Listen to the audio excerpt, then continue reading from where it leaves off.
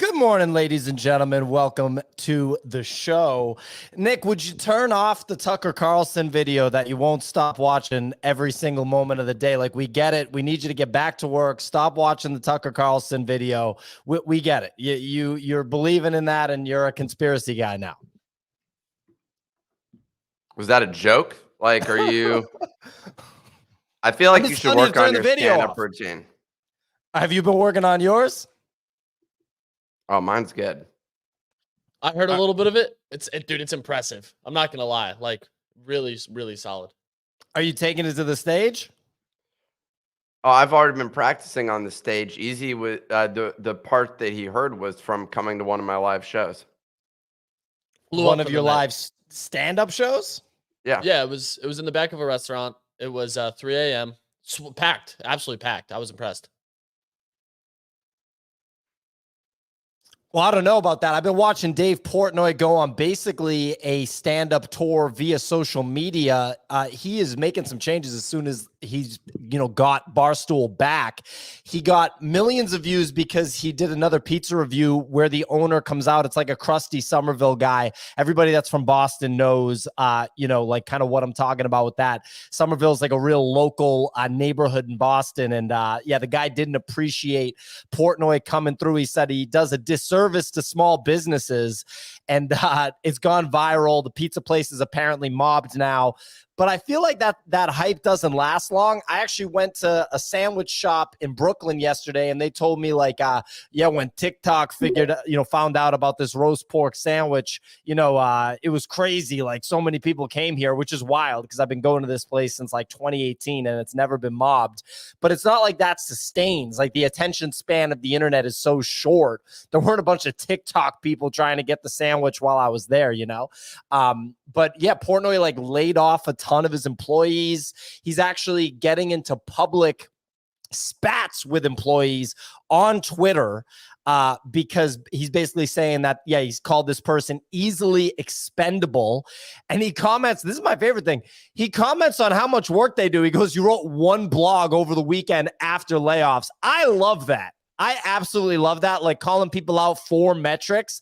It's like, dude, what are you doing? Like, if your job is to write blogs, then why aren't you doing it? And plus, even though he's calling out the employee, this is helping the employee. I mean, look, this tweet has 5.7 million views. I got to think that guy didn't get that many views on a tweet before Portnoy literally publicly called him out. Does that help, though? Because now you got someone who's like, yeah, you don't work over the weekends. Here's 5 million people that see that you're lazy. And it's like, oh.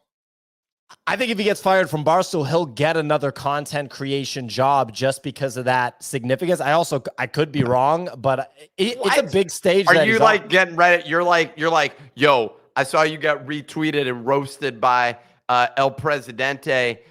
We want to hire you with the Nifty. It wouldn't make sense to hire him here, but there's one blog post a month. There's people that are trying to make the next Barstool, and that would be a viable pickup for them. It's not a viable pickup for us. But I appreciate Portnoy calling out content creators, based on their output, because it's employees. They're employees, but they're content creation employees. He's literally a content employee. He's writing the blog. So is it only content employees that you call out for the for underperformance? He's called out other people too. That are all content employees. I think it's more relevant to call out the content people because they're public facing. I don't think he's like, hey, this, back-end administrator isn't doing his job. Everyone's gonna be like, well, we don't know who that is, unless he does a video in the office, which he definitely does. I mean, everything that he does is content. But yeah, I mean, look, he's back on a war path now that he doesn't have any sort of leash like he had. How many years was he with Penn? How long was the Penn deal? Easy. Do you know off the top of your head by any chance? I want to say it was 3 or 4 years. When did Penn buy? I think it was like 3 or 4 years. It feels like it was a long time. I think it was during the NFT bull run. So my guess is 2020, 4 years. February 1st, 2020. Okay, so 3.5 years. I think he's probably very happy to be free of the leash that he was on through Penn.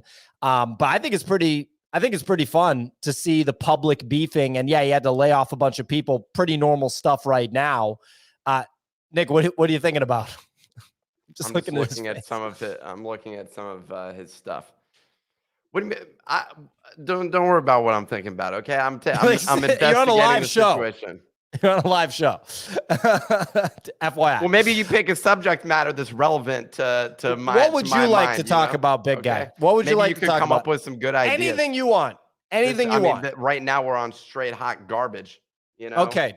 Dave Portnoy's hot garbage. Anything you want, Nick, please. What would you like to talk about? Literally, the show is your oyster. What would you like to chat about? Let's talk about Korea. I can't even say it. I was gonna say let's talk about Korea Blockchain Week. That's funny to you? Korea Blockchain Week, the #1 NFT conference in the world going on right now. That's funny to you, Nick? Kind of. Come on, Nick. We've had flights from Atlanta turning around because they can't make it to Barcelona because someone's doing diarrhea all along the plane. We've had What? Kanye What? West. You guys haven't heard about that? We've Dude, had they showed a video of it. It's crazy. The whole walkway is brown. Oh God. What? Dude, the whole aisle, brown. Come on. No, I understood. I understood the first time. I'm trying not to puke One right more now. time. No, Brown. stop. One more Yeah, time. Brown. That was on the way to Blockchain Week in Korea? No, it was just a commercial flight from Atlanta to Barcelona, and they turned the flight around because the aisle brown. Okay. Oh, Okay. There's why the are video. we- Show the video. No, do not show Show the video. Do not that's show the video. that's I got gnarly. the picture. I want to know, Nick, what's so funny about Korea Blockchain Week, man? I just think it's funny. You got Mike, whatever his name is, the investor guy. I never can remember his name. Mike Dudas. He always he's like all the real ones are at Korea Blockchain Week right now, you know, and then they're gonna be back in New York building businesses. And I'm like, are all the real ones at Korea Blockchain Week? I don't like. Okay. I guess that's where everybody is. I was surprised with the number of people that were at it.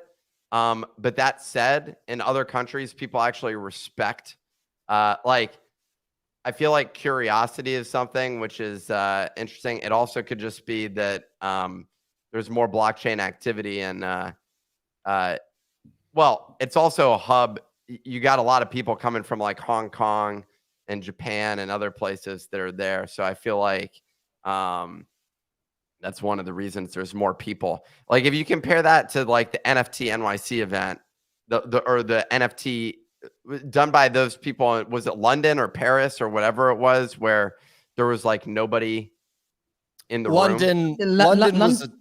London was a disaster. Paris was packed. Okay, and the Paris one was by a different group. Yes. But yeah, I mean, they couldn't get. Anyway, so the fact that the room was not empty was nice to see. It wasn't an NFT event; it was a crypto event. It's Blockchain Week, Yeah. so it's a bigger space. But anyways, I thought it was particularly funny. I don't know why. I thought that I just feel like for me, it's like apparently, like, what are you discussing at this event that suddenly we're going to be like on yachts doing business deals is where we need to fly in order to make these transactions, to make these deals go down. So yeah. Well, one thing is this the first, is this the most significant Asian conference that we've seen since like NFTs blew up? Is it? I mean, I don't. I would say, yeah. This was actually pretty big last year too. It Korea was, Blockchain Week okay. does have I a didn't decent remember. following. Wow, sheesh. Wow, look at all those people right there my that in God. front of Spencer. Hey, I know it was Spencer did say it was super hot and it was like middle of the day. Daniel Allegre from Yuga Labs, it was like standing room only apparently for his talk. That's a legit You turnout. can't have a standing room outdoors with no boundaries. I just want to be clear about that. There's no that like It was an open air speech. All right, Nick. Open air. But because there's people standing outside the boundary of that room. I just so I want to be clear that's not even a possible statement, Spencer. But outside of that, yeah. So how many people are there? I wouldn't be surprised if there's a decent turnout. I am surprised that it happened last year and I didn't know about it. It's About a few decent. thousand. 2,000. A few thousand. I'd say 3-4. Where is 35. this number coming from? I'm making it up. It's literally a made up number. It's literally a made up number. There is the nothing number of backing people in that number. room was like 100. Yeah. I counted 47. Again, we got the audience weighing in. Clemente? Quick question, Nick. What do you think of some of these guys having their cups of Joe with your face on it this morning? We got I Know a Guy, and we had Sneaker Tweakers. I've seen this all over Twitter. People are getting their packages today. I bought one and I haven't received it yet. But Did you it buy looks one? Like, yeah. It looks like Nice. I've bought all of our merch. Very Actually, nice. except the hat. I didn't buy the hat, but I bought I got a mug. I got the t-shirt. The t-shirt arrived, but never the mailroom in my building somehow I think's lost it, and I haven't gone down to investigate the situation. They're not good. Our mailroom, they're a bunch of bozos. I'm gonna be honest. I'm not gonna talk about the building that I'm in, but the last building I was in never missed a package. They didn't lose a package. That just wasn't even a concept. Somehow our building consistently misses packages. And then you like go down there to ask them for a package and they go to the back of the room. They're like, I just can't find it. Are you sure? Are you sure this is the package? And I'm like, it's in the system. I know you want me to go in there and find the fucking thing? That's where I'm at. And they won't let you do that. And say, you got to stand back. You can't go into that space to find the package. But I want to go down there and analyze the situation and help them improve it because it's fucking broken right now. That's the current situation that we're dealing with. And I don't understand what's going on. I'm a little pissed off about this. Well, my building is incredibly organized when it comes to packages, and you get them lickety split. So I'm pretty grateful that that's the situation that I'm dealing with over here. Nick, would it be fair to say that the Resting in Nick Face mug is the best merch product that we've put out so far out of the three? I think that would be a foregone conclusion. Wouldn't you say so, Nick? I feel like my t-shirt would maybe rank near the top. Would we do another run of the t-shirt though? Because I feel like the Resting Nick Face could actually become a staple. I didn't get to see it, but I did notice that you could see through the back of the t-shirt, which was to me was a sign of low quality. Just in case you're wondering, there are no refunds on any of the things that we sell. It is one time only. So if you get it and the quality sucks, sorry. But I also didn't see anyone complain about the quality. So that's but I feel like most people don't get their merch and then say, this is shit. Well, there's a couple of notes because now that you're saying this stuff, I need to do a couple notes. You made that merch product. So that's number one. Everyone needs to understand that you made that merch product and you're not going to be making future ones. I know, but you made it. It was your work that made it. We're going to get to pointing fingers. I had to explain to P.O. how to make products, though. This guy, I had to introduce him all about future products are through me. Okay. I don't know what to tell you. Okay. Well, so expect the top tier quality, starting with Resting Nick Face mug and every single product after that. Very, very exciting stuff. Well, if we followed your original model, we'd get the next product and maybe next December based on your sort of iteration time and cycle. Yeah. People have Resting Nick Face mugs in their hand. Okay. They have them in their hand. I don't know what to tell you. There you go. Look, ladies and gentlemen, today we're going to discuss one of Solana's biggest W's of the year of 2023. Big W on the Solana side. Exactly. Rafiq Anadol's wins of Yawanua hitting another all-time high, and Pudgy Penguins e-commerce success. I saw some wild numbers being thrown around regarding you saw the one number that was thrown around? Was it $10 million? Yeah. That's a lot of money, man. That's a lot of money. One number? It's 10 million numbers when you kind of, think about it. It's like 10 billion times, you know what I mean? So it could be one number or it could be 10 million. Pretty good math. I'm actually going to stand by that. That's one number. Okay. Depends how you break it down. I don't know if I'd stake my reputation on that, Nick. Anyway, ladies and gentlemen, we're going to dive into those concepts. We have the weather report first. Signal, please take it away. Yo, it is Wednesday, September the 6th. Market volume coming in at 9 million, broken down with Blur at 3.5, OpenSea at 2.6. Onto the market leaders.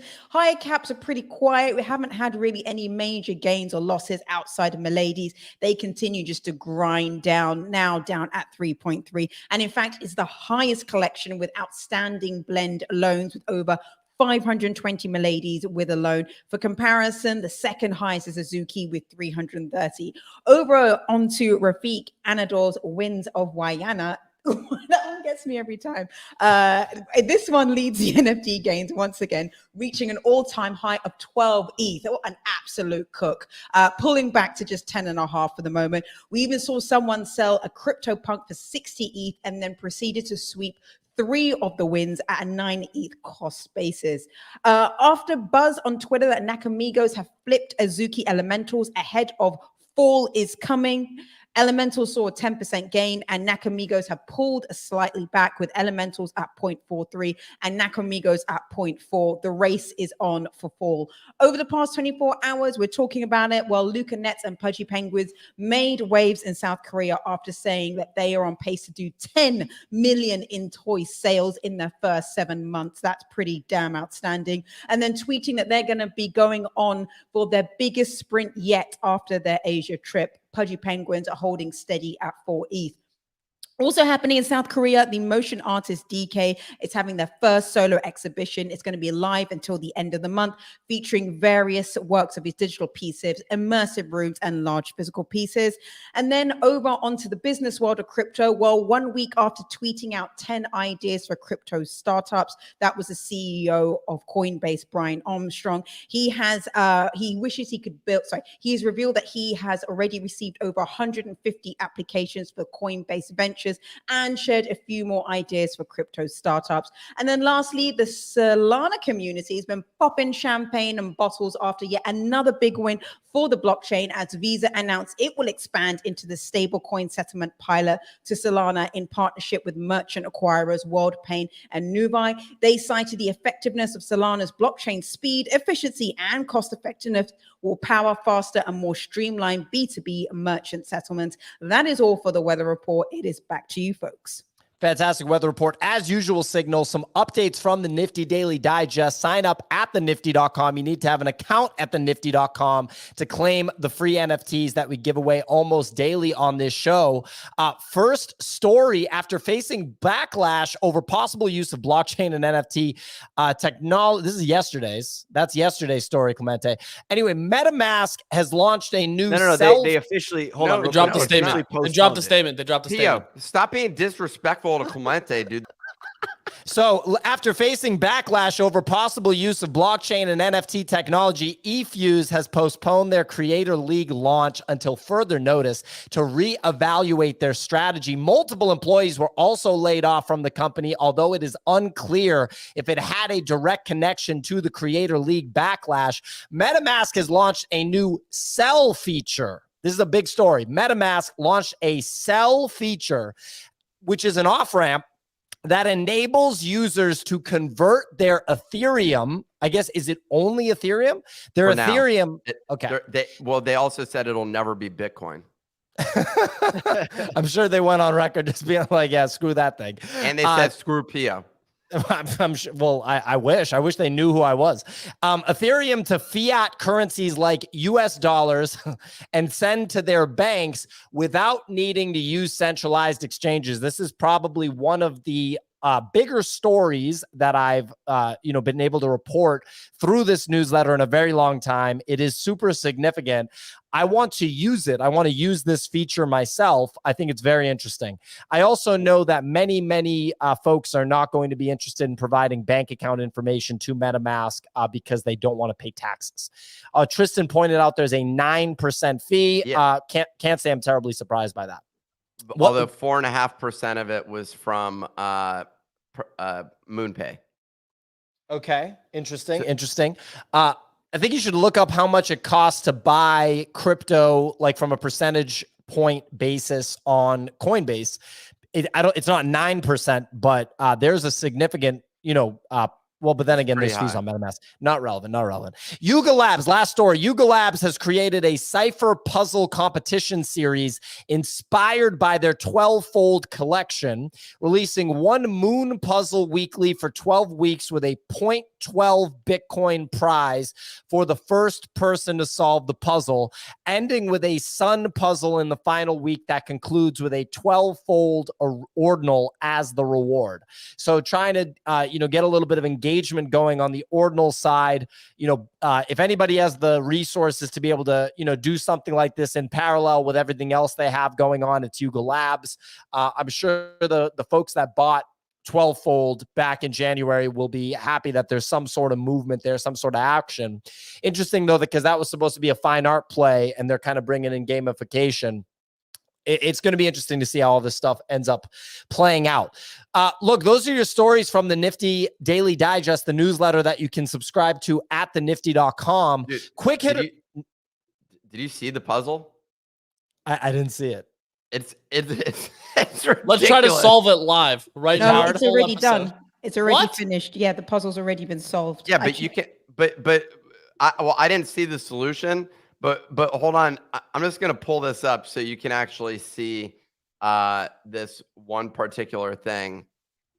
Like, this is what it looks like. Okay, rest. What am I supposed to do with this? I have no idea what the hell this thing is. I can't solve puzzles like Having this, two obviously. together during hibernation can make all the difference. All the difference. So you just got to super glue them all together. I can't solve puzzles like this, but if you're going to do open internet puzzles with, quite frankly, any cash prize, and this cash prize is 0.12 Bitcoin. So what's that? That's about, that's like $3,000. That's so above the threshold of getting people to participate. And open internet puzzles, you gotta make them hard as hell because people solve them. Signal, you said this one's already solved? Yeah, this one was already solved. Like by the time I'd read the newsletter, I clicked the link. It was like done already. There's another 12 What's the weeks. solution? I haven't seen the solution. I was on my mobile, so I couldn't see the solution. I don't know if anybody knows if they've released what it is, but it would have been inscribed on, like, if they have announced the winner, then it will be inscribed, and you could see the solution on an ordinal.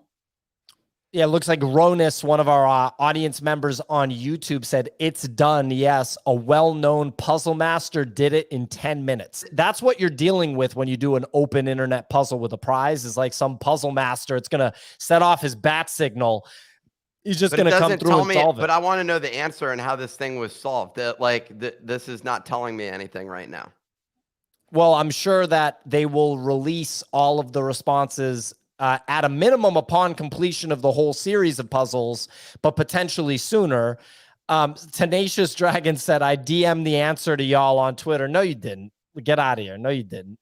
Or maybe after the fact. Yeah, he just. Pio's just being disrespectful today. I mean, that's the energy that you're bringing to the show, dude. And like, none of us appreciate this sort of lack of professionalism that you're delivering. I thought Tenacious right now, Dragon was trying to say, I sent you the answer. You could have won the puzzle beforehand. If Tenacious Dragon sent it after somebody solved it, then yeah, by all means. Thank you, Tenacious Dragon. Thank you for joining the show. You know what, Tenacious Dragon, hit Clemente with your email address. You get a participation trophy, free NFT for doing that. How about that? How about that, Tenacious Dragon? Hit up Clemente on Twitter. Now everyone's going to change their name to Tenacious Dragon, but yeah, Tenacious Dragon, shout out to you for getting the free participation trophy NFT from Clemente. He'll hit you with that, dude. So you got to post the solution to this. This is one of the most ridiculous. Let me pull this up. This shows. Well, I'm going to have to, anyways, the solution is like not easy. Let me just put it that way. What's the solution? It's a puzzle, Nick. Bunny said it's a puzzle. Bunny, how close did you get? Oh, dude, I opened this thing up. I looked at it for about 30 seconds and I was like, nope. I don't even look at the internet puzzles because I know they're going to be extremely hard because, again, they have to be. Otherwise, like, yeah. You had to like take the difference in the number additions, and then it like correlated the letters. I believe the answer was Jigsaw. Yeah, it was Jigsaw. Yep, correct. Took 10 minutes for a quote unquote puzzle master. Yeah, I don't know. J-Top Cat. He's a cool cat. Clemente, maybe you can pull it up on your screen because I can't figure out how to do this. I posted it in the private chat. There we go. Here we go. We got the That's not it. solution. Well, I'm just this is just the article that was written. Apparently he's called the builder and destroyer of puzzles. He's Okay. got a knack for puzzles. But look at the solution. Check out this thing from Subvert. This I posted the link in the private chat. So basically, it finds out there's a difference between the images, and the actual pieces of art, the 12-fold pieces of art. And if you figure out the difference, you count the number of balls. I guess that's what it is. And then you find the difference, and then you do that for every single item. And then it ends up spelling out Jigsaw. That's how you solve the problem. I guess not that ridiculous, but like I don't want to be competing in a 10-minute runoff against like world-class puzzle solvers. Like I want it to be a little more. I want there to be solitude, and then like if you solve all the things, then that becomes a bigger package. I don't know.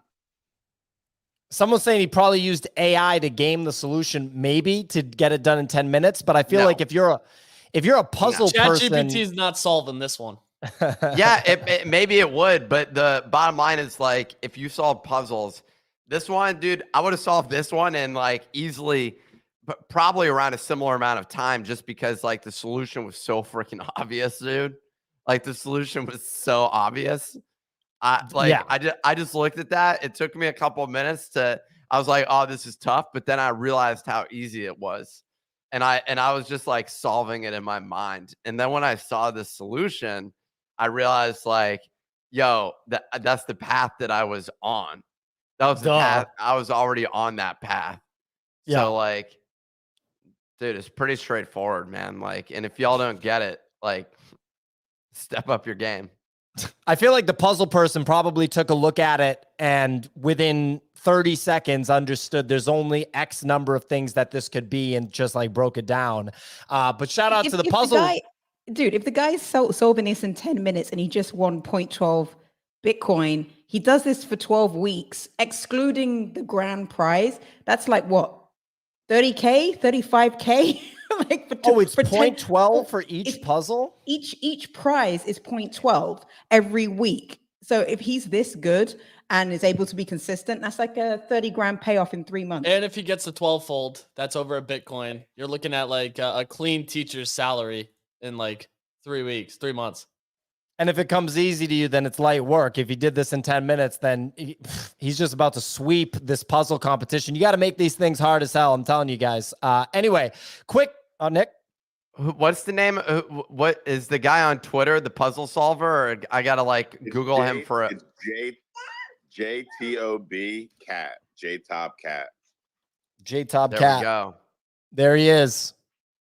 Builder and destroyer of puzzles, writer of puzzle threads. The guy's a puzzle guy. I don't know what to tell you. He's a puzzle guy. JTOB Cat. J-Top Cat. J-Top Cat. There we go. There he is. Yeah, we got it pulled up. There he is. Builder and destroyer. So hold on. So he got paid to create this and then solved it. That's what happened. Yeah, there you go. Put the tinfoil hat on, 100%. That would be like the weirdest move by Yuga. Anyway, moving on from the 12-fold Yuga Labs puzzle that got decimated by J-Top Cat, creator and destroyer of puzzles. Quick hitter, Clemente served up for us. Nakamigos is trending ahead of September 21st, 15 days out. Nakamigos has done almost a 2x in the last 2 weeks, running from 0.25 to 0.4 ETH. That's a good, honest run on in the NFT market right now, given the state of the market. All of this is from a fall is coming tweet from a few months back, teasing that an airdrop, a new collection, or some sort of reward would be coming to Nakamigos holders when it's fall. Nick, you have some opinions? Yeah. Clemente, do you just follow this collection in doodles? Is that how this ended up in here? How did we end up discussing Nakamigos once again? This project, I just can't take it. This is just you want to unmute yourself? I'll be and right back. explain? I'll let Easy maybe weigh in. Clemente. P.S. just keep talking about Nakamigos, guys. You remember how he was pissed at me earlier about, he was like, yeah, maybe you're on a live show. Is this what you do? Sorry, Clemente, go ahead. So this was supposed to be an easy segment, just so you know. The call sheet said Easy is handling this one because it's Nakamigos trading related. Easy. All I wanted to know was these things have done a 2x in the last 2 weeks. Fall is coming in about 2.5 weeks. What do you think price action does on this? Are you touching Nakamigos with a 10-foot pole, given that they, outside of the fine art world with Sam Spratt and Rafiq Anadol, this has been pretty much one of the other movers in the NFT space in the last couple I'm not weeks. touching it. Not touching it. Personally, I mean, I think it could still technically go higher, but like for me, risk reward here at 0.4, 0.42 isn't worth it. Like you're going to chase what, half an ETH maybe if you're lucky. And to me, there's just better plays. Like you have other deeds, other side going live later this month. That's inherently more interesting with Legends of Mara. Those are still relatively flat because we haven't seen anything since they first stated that those were coming out. And that's where I'm sitting. I'm like, all right, this feels like hands down the move here. If I'm going to be deploying any type of capital, why would I be chasing Nakamigos after this pump already? To your point, they've ran. So like, what is the value of me chasing this here if we're going to see any sort of positive price action into this fall drop? And the fall drop is supposedly another NFT, which like we know how dilution works in a bear market. Price quickly attacks zero. So that's kind of where we're heading. So I'm more cautious to try to buy into this now. I would have liked to get in at like 0.2, but for now I'm totally comfortable just sitting on the sidelines and watching what happens.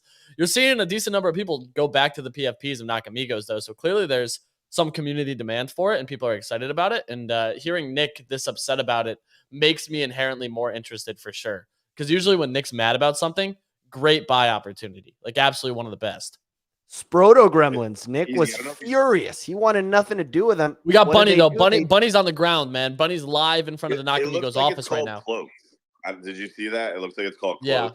The OpenSea deployer wallet for these had cloaks.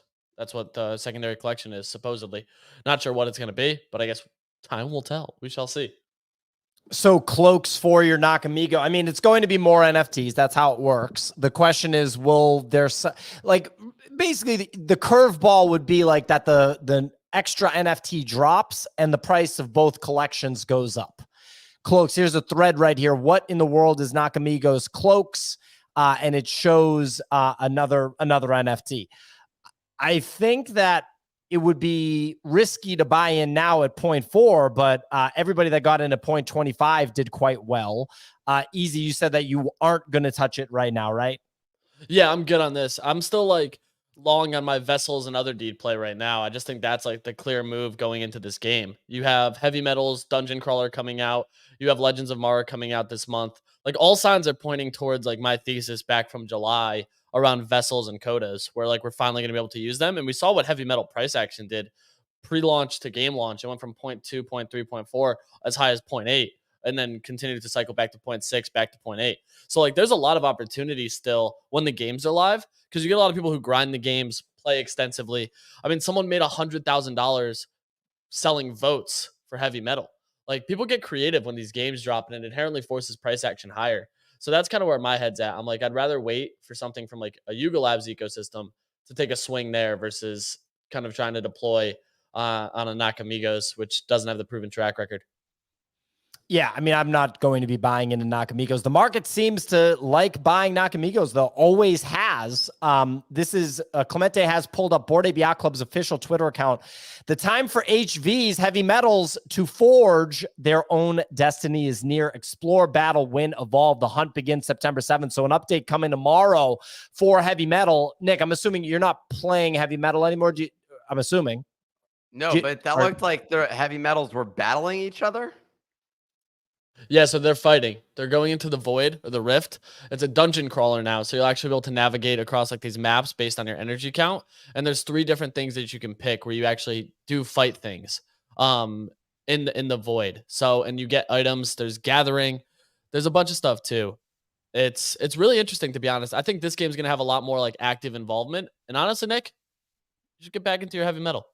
Yeah, I want to go pull it up to see if anything's evolved. Like, is there like a score or something? No, that, there's just robot poop all over your map now. That's it. Like nothing's changed. So Clean it up. What did I get for having participated in this? You got these like power up things, these boosts. I forget what the boosts are called. Amps. They're called amps. And the amps are what is going to play into like your skill tree. So they're going like full RPG dungeon crawler on this with a lot of Some eBrink even said you probably missed out on your amps because I think you had to claim them. So yeah, you may just not get anything, Nick. You may have fumbled here. You may have fumbled. What the fuck?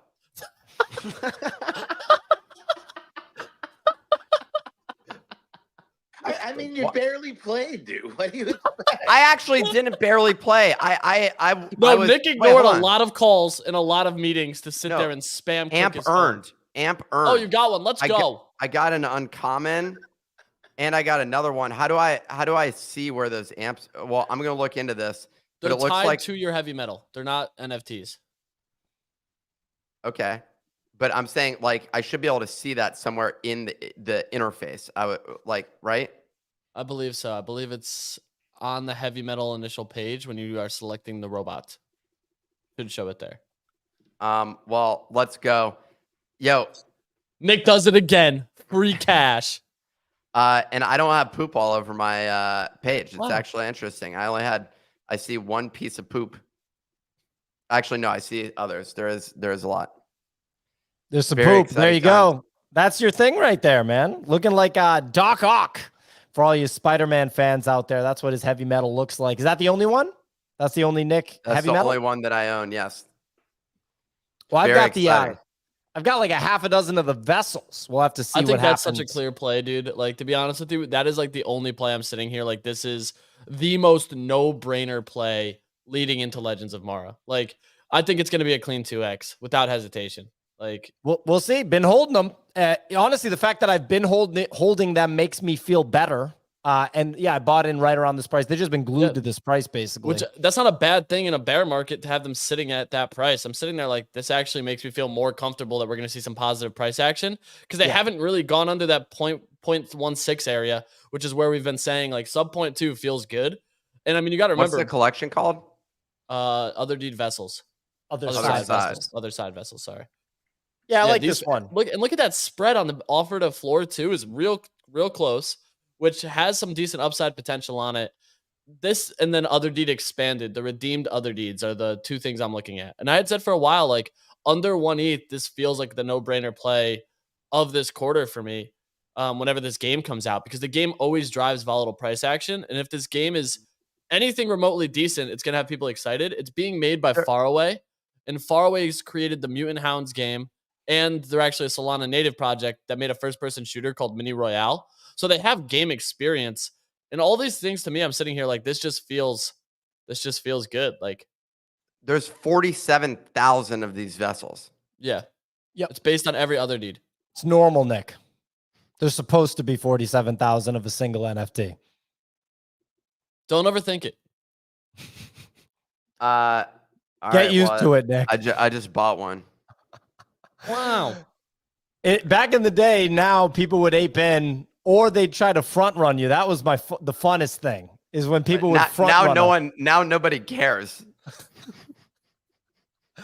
Well, it's like, oh, Nick just made a stupid decision again. Well, this one, it's not going to just suddenly cut by 50%. It's been glued to this price for months. So literally 3 months. Yeah, it's been glued. So it's an interesting one. All right, well, moving on. This is a big story. Visa expands its stablecoin settlement pilot to Solana. So what do we need to know about this, Easy? Visa is picking Solana for their stablecoin settlement pilot. Why does this matter? So, I mean, I just think this is a big step forward for like acceptance of blockchain technology when it comes to traditional payments and processing. You got to think like this is arguably one of the largest payment processors. You have PayPal, of course, being one of the other largest, who selected Ethereum for their payment process layer. They also use like a 2014 version of ETH, so odd enough. But I think the Visa comments were the most interesting. There's no major specifics as to like what a settlement layer means, aside from they're going to be leveraging Visa's treasury to handle the settlement of crypto purchases and assets to clear, and they'll be using Solana to handle that settlement. So the reason they picked Solana was they said they wanted a more innovative and intuitive blockchain that has a faster throughput and low transaction fees. And they even commented that Solana's transaction fees are cheaper than traditional credit card fees. So like those signs to me were like, holy shit, they get it. They absolutely get it. Like this is crazy, because now they're taking a look at something like Solana, which has been kind of like a no-go for a lot of companies and people from like, that's actually why PayPal originally looked at Solana. Then FTX happened. And with some of these major corporations, things take a lot of time. So after that, they were kind of just like pivoting away from it because they were like, this isn't going to work with the post FTX. And now Visa's all in. So I'm sitting here like, this is such a big win for Sol because it's actual legitimacy when it comes to the Solana ecosystem and blockchain. And things that I've been yelling about are like low transaction costs, instant settlement layer. It makes the most sense for me when I'm looking at this. I'm like, this is such a no-brainer for credit card payments and processors. And now as we continue to see more of the traditional finance side of things become accepting towards crypto, you actually have a use case where now Visa can go out and be like, yeah, we use this. It's great. It works. And the uptime for the last year has been 100%, almost last year. Like I think since Q4 of last year. So we're approaching 100% uptime for a full year after everyone's been fudding it nonstop. And this is like right on the back of Coinbase's base layer going down yesterday. So like we get some hyper bullish news for Solana's ecosystem, some rather bearish news for Base, which decided to launch their own L2 to try to figure out a settlement layer for USDC. And overall, it's just showing that like Visa, which had previously paused any of their cryptocurrency development cycle, now being accepting of it, shows that like some of these businesses really are opening up and starting to be more accommodating towards crypto, which is such a big win, I think, because we've had so much negative press for so long. And in this bear market, it's been so much positive press around crypto, ETFs, Visa, PayPal, stablecoin. And something I even read yesterday was like the Denver DMV accepts Bitcoin now to pay for your license and card title. I was like, that's crazy. And it's powered by PayPal. So like, we're going to start to see more of this stuff that just kind of gets slipped in. And it just feels good. I mean, my thesis has been Sol's going back to $100 for an extended period of time, which feels like a much cleaner 5x from here than ETH going to 10K. You know, like it feels like a much easier path forward. And yeah, this is wild. Yeah. It feels good, man. It feels good to be screaming from the mountaintops that Solana is so easy for consumers November of 2021 to now, and actually see it starting to pan out. When Pio asked, oh, go ahead. So I was saying, also as well, I think what's really bullish for Solana is that you've seen both Visa and MasterCard stop and start going into crypto, then coming out, especially at FTX. I think it was back in July, MasterCard was really bullish and then they pulled out again. And what's interesting here is that it's really the infrastructure plays of how payments and processes will be done in the future that will, it's not so much about retail mass adoption, like no retail customer cares what infrastructure their payments are processed on. It's more they won't even know. Yeah, and they won't even know. And it's more just from understanding that from a utility perspective, you're seeing Solana being adopted as an infrastructure play for these huge corporates. So I'm on the same page as Easy. This is incredibly bullish that you'll see an entity like Visa who was in crypto, pause, came back in and has chosen Solana as a blockchain to do their processing payments. And then we're obviously going to see more players and their competitors probably go onto the same blockchain. I imagine just simply because for the factors that you're talking about, speed and ease, etc. So Sol, go up. I think we're seeing the use case for it now. Like we're actually seeing a proper use case for it. And that's the best part. Adoption doesn't come as aggressively as people needed to from like a public facing consumer app, infrastructure can lead to it at a much faster pace, which is where I'm so excited about this, because like you're starting to see the US, which has been traditionally bearish on a lot of like infrastructure with cryptocurrency and specifically blockchain tech, to like government offices and agencies starting to use it. California leveraging Tezos's blockchain, Rhode Island leveraging blockchain technology for like land deeds and real estate. There's just so much stuff behind the scenes that has me excited about crypto that like you don't need the public to dive in, because a lot of these are proofs of concept, testing things, seeing what works before you get some larger scale adoption. This is what whenever Pio asks about Bitcoin stuff and he like gives me some quiz, like I don't understand it. It's like you're like elementary school, Nick, when it comes to understanding Bitcoin. I've never said that. That's pretty funny though. But I would say it. But one day you'd grow up, you know, and you'll get to my level where I got a PhD in Bitcoin. No, Bitcoinology. The thing that I always talk about literally is just the payment settlements is basically the one of the key values of blockchain technology. Ideally, governments adopt it. That's where it makes the most sense. I feel like when it comes to, I mean, trust in the government is at an all-time low.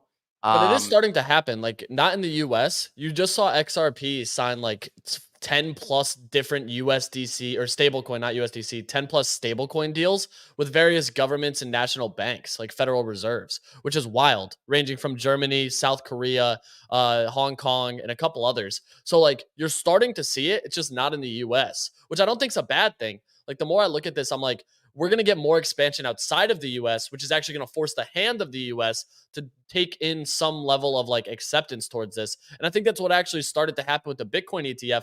Europe's got approved first, which I think actually had some sway in the Grayscale lawsuit, which is basically greenlit ETFs as a matter of when, not if. So like you're seeing a wider adoption rate globally by both CBDCs, XRP powering traditional finance and banks, for stablecoins across global economies, which will force hands in the United States. Fed now, I know, is not like a crypto service, but it's instant settlement layer. It's the technology and the idea behind it, I think, can be even solved faster with some level of blockchain tech.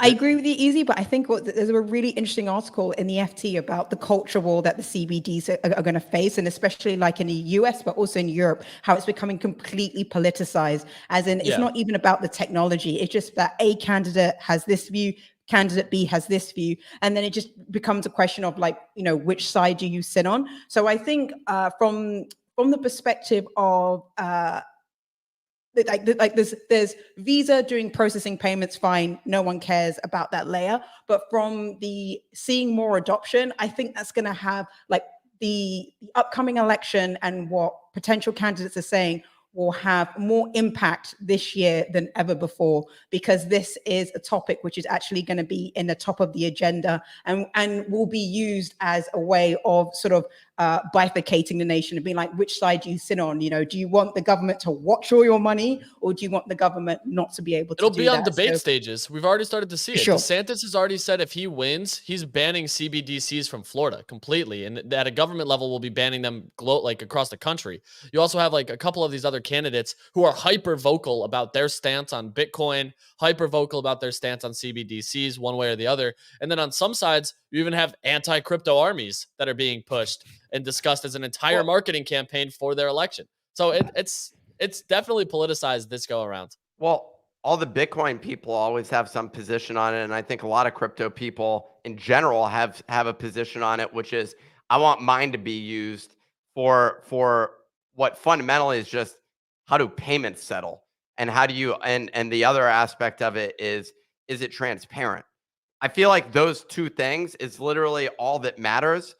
Right now, for the most part, it's not. It's not like you can see how much money went between Chase in the US and HSBC in London, or even something where a like wire that went. each day. Like people lose those. Yeah, so like because it goes off into a void, and then there needs to be some sort of like manual approval process that someone looks at to make sure that synced up, and it just gets lost, which makes no sense, because right now you can just send money on ETH or whatever, or Bitcoin or anything, and immediately it shows up. I will say some areas it shows up quicker than others. Solana is particularly confusing to understand. I'm going to be honest. Like their infrastructure it's not easy. ETH actually is probably, but maybe I have a bias because I've coded on ETH and had to go and learn that. So that's why it makes more sense. But sometimes the same thing happens with Bitcoin. You make a transfer, it takes some time for that like to materialize. There was an 85-minute block on Bitcoin in the past 7 days. So Bitcoin blocks are designed to be 10 minutes. There was a block that took 85 minutes to settle. That's an 8.5x multiple on the ideal block size. Which does make it feel similar to a wire when you send it out. And part in the crypto space, part of that is the fear that goes in when you go and make those transactions is literally like typing in an address and you verify it and you re-verify it and you like look again just to make sure that you're not sending it out just blindly to the wrong address, because it's a one-time click sort of thing. And that's, to be fair though, that's the same user experience for sending a wire. Like the bank calls you and they're like, are you sure you want to send that? And you're like, yeah, I want to send it. And you're like, but are you sure you want to send it? Because there's no way in this system for us to reconcile this. Like if you send it, you're like, yeah, I want to send it. And then on the other end, they're like, are you sure you sent it? Dude, I don't have to tell the story again. I've told it, I think, a couple of times about how the 5K wire that I sent I was receiving got lost and they couldn't find it, whatever that means. I was like, okay, it was sent to the numbers you provided. What do you mean? And then like 8 calendar days later, they're like, oh, we ended up finding it. And it was reflected in my account. I did not understand at all. The wire system that you're talking about is actually so bad that third-party technology companies have stepped in a non-crypto fashion to try to make it better. Specifically, I'm talking about Wise.com. If anybody has to ever send a wire, I so recommend making a Wise.com account. Some of our vendors in Europe refuse to use crypto and refuse to use any sort of, PayPal or any sort of like modern, tool for this. And they made me get Wise.com, and I made the account kicking and screaming because I didn't want to make another payment platform account because we already have so many. But I'm really glad that they did, because for people that won't accept crypto, Wise.com makes it so much better. I have a lot of stuff to say about this whole settlement thing and international money and everything, but I'll let Nick go first. No, I mean, I think I summarized it. The thing that's still crazy and why a lot of people, where it gets politicized, is that there's intermediaries that are making money on this, this entire system. And that's where it feels like even if the banks adopt it, or Visa's looking for a way, you're actually not wanting to root for Visa is what you're instead you want consumer transaction. Like in Visa's mind, they're saying, hey, we can go adopt this. We can get a win for people that are in the ecosystem and say, well, fundamentally it's being used in the back end for consumers, and Visa is accepted pretty much everywhere, but they're still an intermediary that costs fees. Fortunately, it's like I guess you could say a small amount, but it's still, I mean, ultimately, like a credit card transaction costs basically 3%. So 3% of that purchase every single time is getting just cut out of the entire system.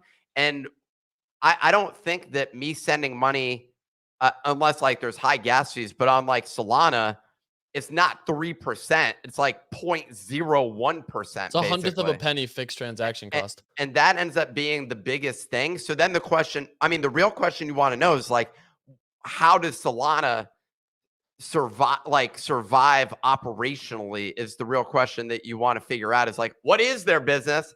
If their fees are that low, like, how much money do they generally make? And that's something that I think we do need more transparency on, is like indications of what the balance sheet of blockchain companies are, because they're what's required to maintain that infrastructure.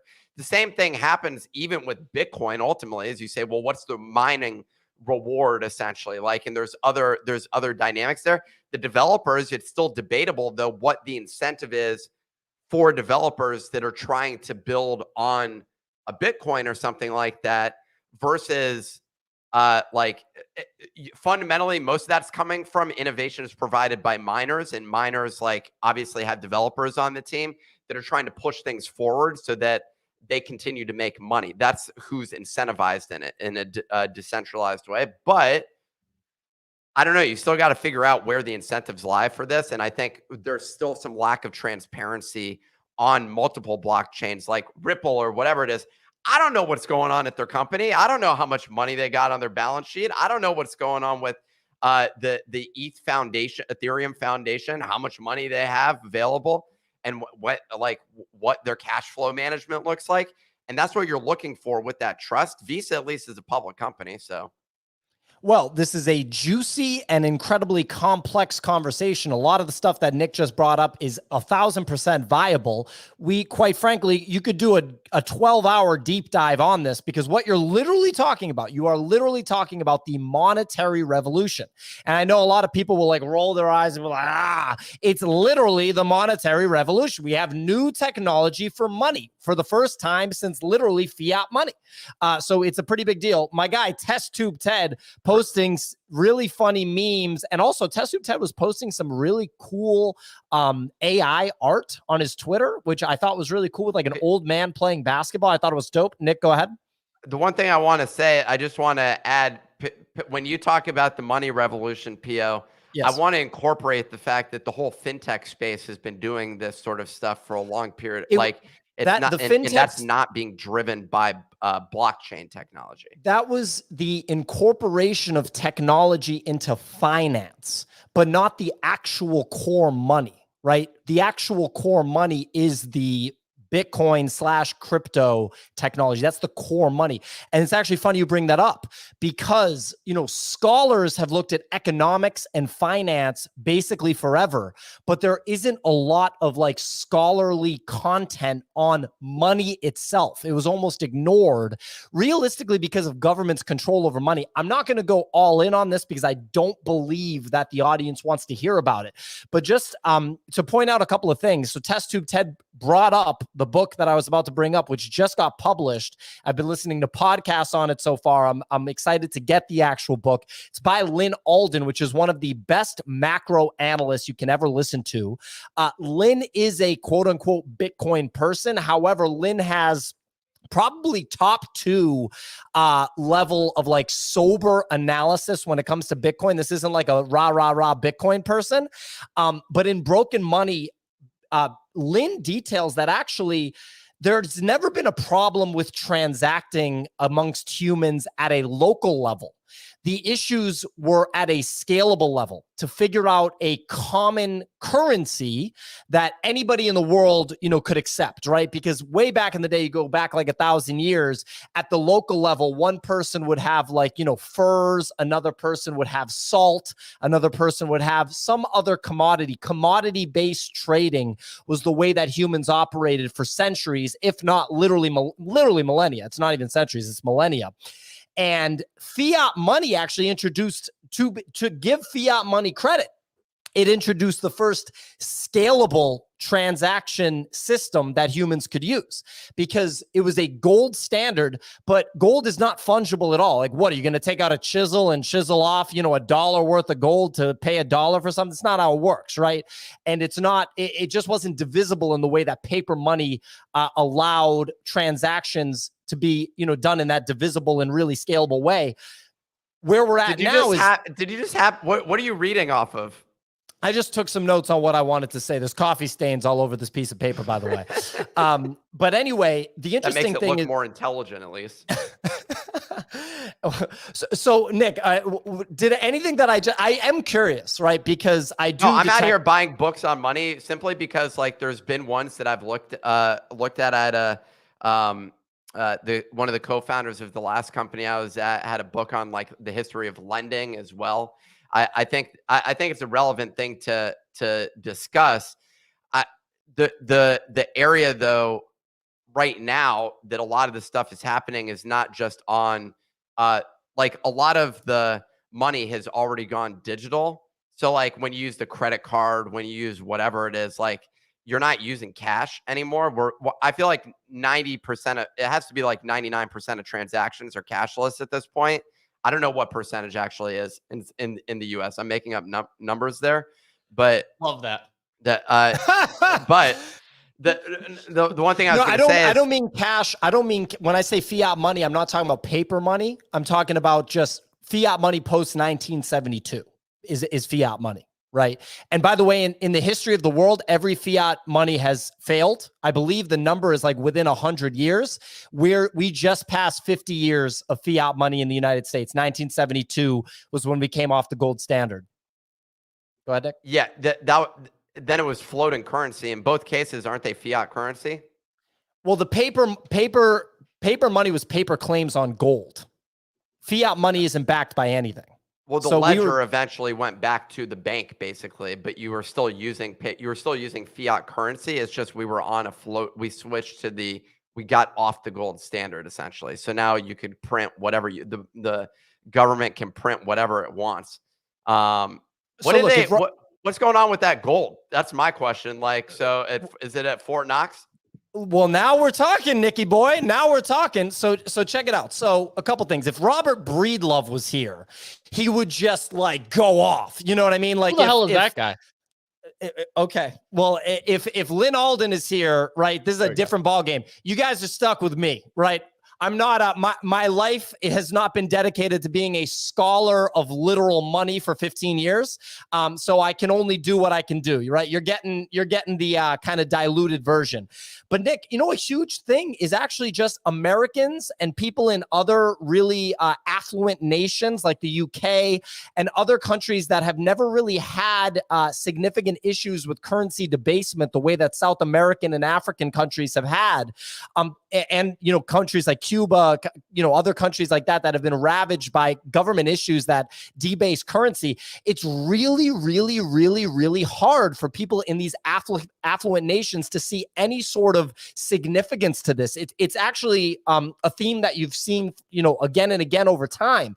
But if you go talk to somebody that lives in Argentina, the situation in Argentina is really interesting. They're experiencing 10% month over month inflation, which is gnarly when you think about it from a mathematical perspective. But if you go down to Buenos Aires, which I've not been to Buenos Aires, and if anybody lives in Buenos Aires, please DM me. I want to have you on the show and talk to you. And talk about food.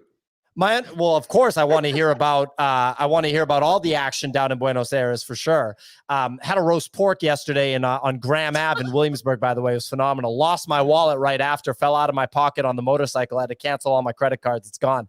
Anyway, had to literally pay for the boxing gym with Zelle. So in Argentina, if you go down there, my understanding is you wouldn't think that there's any economic hardship because all the Argentine folks are out enjoying dinner, you know, shopping, spending their money. And the reason is because they're aware of the inflation and they're like, we just don't save because there's no point because the currency is being debased. So we just enjoy our lives and we spend the money as quickly as we get it. And obviously, there's a lot of historical examples here. Weimar Germany, if you pull up the chart of money in Weimar Germany, the exponential debasement of that currency. Sorry, so you're talking about why Hitler rose to power, Pio? Is that what you're getting into there? and how the Jews suffered as a result of that? Is that what because, dude, I feel like that having a conversation about that is inappropriate, dude. Well, that's not what I was going to say. Also, I see people pinging me about things you said about Solana. Ladies and gentlemen, I am not 5 people, although 5 people's voices go through my Twitter profile. So if Nick, Easy, or Signal says something, that's not me. I think you can discern the difference in my voice from Signal's voice, by the way. Someone said that my rants are as complicated as the shirt that I'm wearing. All I'm saying is that there is a monetary revolution that is happening. My shirt, by the way, is the Bitcoin white paper on a shirt. Okay, so that's what's happening right here. This is the Bitcoin white paper on a shirt. What an appropriate day to be wearing this shirt, I suppose. This shirt was a gift. Anyway, there's a monetary revolution.